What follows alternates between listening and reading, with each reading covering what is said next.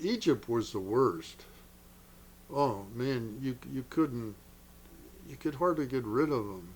I mean, if you even looked at them, you had them for a block or two, and if you spoke to them, you couldn't get away from them. And they wanted to shine your shoes or sell you some trinket or something, and it was a little bit the same in Algiers, but nothing like in Cairo or Heliopolis or any of those Egyptian towns.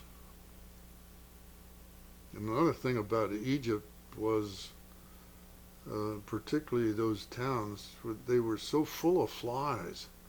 I never have seen flies. I mean, they were house flies that looked like our house flies, but when they got on your face, you couldn't just wave your hand and make them fly off. You had to actually push them off.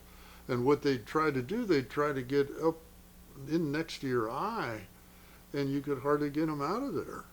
And you noticed an awful lot of Egyptian people had bad looking eyes, and apparently it was from infections from from those flies.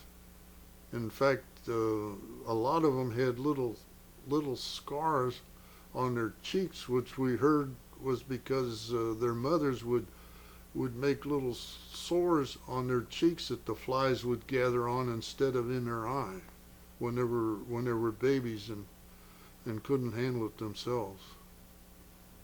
It was awful. One of the things that they sold and everybody bought one was a horse. They'd take a piece of ivory and make a handle, or some kind of a horn and make a handle, and then take some horse's tail about that long and make a swisher that you could just swish at those flies with.